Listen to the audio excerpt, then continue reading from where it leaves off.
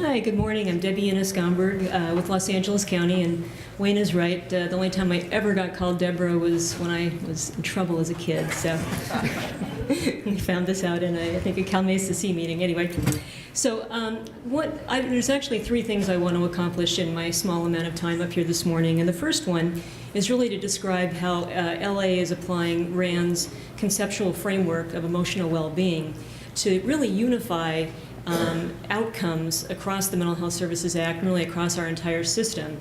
And I'm not sure if other counties kind of are experiencing the same sort of thing, but we have outcomes in silos according to program. And so when I saw RAND present this framework, I think it was at a regional data work group meeting in Southern California, it really made some good sense to me, so I want to explain kind of what we're doing around that.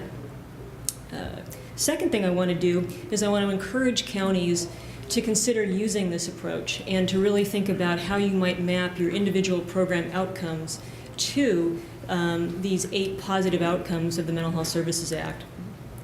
And also, I would want to encourage counties to think about using common measures where we can, and I think Neil may be talking a little bit more about that.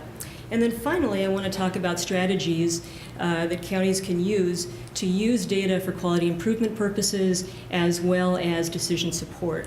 So what you see up here is a slide that we put together in LA with the center being emotional well-being, and the 8 circles around it are outcomes that we want to achieve with Mental Health Services Act programs. So decreasing prolonged suffering, decreasing stigma discrimination, incarcerations, removal from the home for children, suicide, school dropouts, unemployment, and homelessness.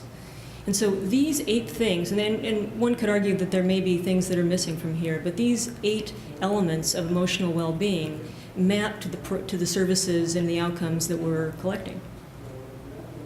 So in embarking on this process, one of the things we did is on our horizontal axis here, we have some of our MHSA programs, full service partnership programs, some systems development programs, field-based programs, alternative crisis, mental health urgent care centers, wellness and client-run centers, and then I put PEI in here. And if the slide were larger, I could add more. And then on the vertical axis, we have the outcome domain. And some of you will recognize the first several of these because they're domain outcomes for FSP. And then we go all the way down to symptom reduction, recovery orientation in terms of outcomes, and general functioning. And so what I did is I mapped the domain to the particular type of program. So you can see that for living arrangements, we collect living arrangement outcomes for FSP, for field-capable clinical services, as well as for our wellness centers. So we don't collect that for every program. So that was the first step we took. And then what we did in one of our implementation meetings, which we have twice a month, we started to take a look at specific programs and how they impact these 8 positive outcomes. And so, for example, this is the impact of full-service partnership programs on MHSA outcomes. And what we agreed was that for full-service partnership programs, they impact all of these outcomes. Whereas for other programs, FCCS, they map to all of them. For wellness centers, we thought that they might only map to 3, and that would be reducing stigma discrimination, reducing unemployment, and reducing incarcerations. But that's, I think in a county you can talk more about that. This is prevention and early intervention, and what we did, we have 13 PEI projects that focus more on early intervention than prevention at this point, and they're really based on evidence-based practices. So we took a crack at looking at how our PEI programs might be impacting these outcomes as well. And then for innovation. And then alternative crisis center, urgent care center services, we thought that they decrease suicide, prolonged suffering, and homelessness. So one of the things I'm going to do, I have more slides than I have time for, so what I'm going to do, but I wanted to give you them, so when in your spare time, if you want to take a look at kind of the approach that we've taken to really addressing outcomes, because there's a process around this. So there's reports, and then the next slide I have, which is impossible probably to read, is a very busy table right now, and this is our PEI outcome measures table, and it's a screenshot of it. But basically, for prevention and early intervention, one of the things we did is we have a general measure, which for children is the YOQ and for adults is the OQ, and then a specific measure. And that's based on the focus of treatment. So for example, anxiety, depression we use the PHQ-9, trauma, PTSD, RI, etc. And so what we do is we take those two measures at the beginning of treatment and then at the end of treatment, and we look at the differences. So I wanted you to have that as just something that we do. And these outcome measures, I should say, were selected in a pretty complex process. One of the things we did is we consulted with CIMH, with Todd Sosna and Cricket Mitchell at the time, and then we brought together a provider group that helped inform our decisions about what measures we were going to use. And this is one example of how our PEI practices are making a difference. And so this, for example, is the pre and the post of the YOQ for specific practices. And the first bar is ART, then AFCBT, functional family therapy, incredible years, IPT, and seeking safety. And so just going down there, the top bar in each of those is the pre-treatment score, and then the second bar is post-treatment. And then the vertical line is the clinical cutoff, or the clinical cutoff. And so what you're seeing here is that with these particular practices, and the N is incredibly low at this point, we are making a difference, and kids in this case are getting better as a result of those evidence-based practices. The next thing I wanted to talk a little bit about is how to use data, and I think that there are really two strategies for enhancing how data is used. And the first thing that we're doing and this is specific to prevention and early intervention and to specific evidence-based practices, is that we have PEI practice and learning networks. And so this is one example of a schedule for August through October.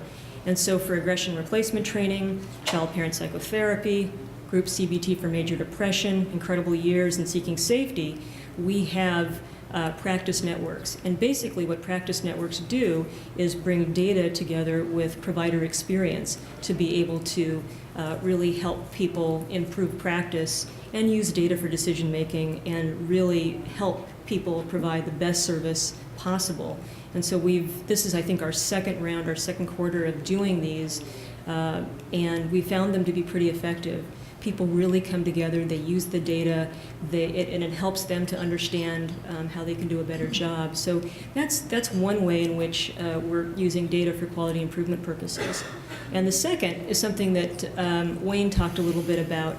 We have used our training, technical assistance, and capacity building funds for PEI to fund regional data work groups. And for LA being its own region, we have what are called service area data outcome work groups.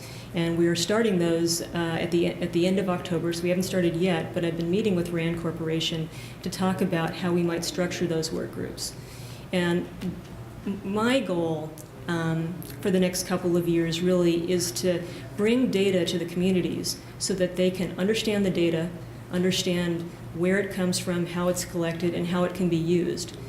And my experience so far is that it's really challenging to do that. People don't necessarily like to use data, they don't understand it well, they'd rather fall back on something that is a little more accessible, like claiming information and compliance and those sorts of things. But the service area level, and we have 8 distinct service areas, I think it's really important to get outcome data into that mix so that they can work with providers and providers can use the data most effectively to improve their practices and to make decisions.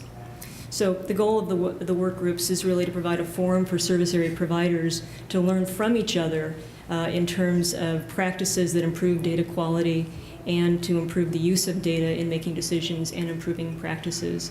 So we have 4 of our service areas that are going to move forward, and it's been a wonderful dialogue because we have administrative folks that want to use data more effectively, and we have programs that are particularly interested in why is a poor outcome a poor outcome? How can we reduce the number of poor outcomes, for example?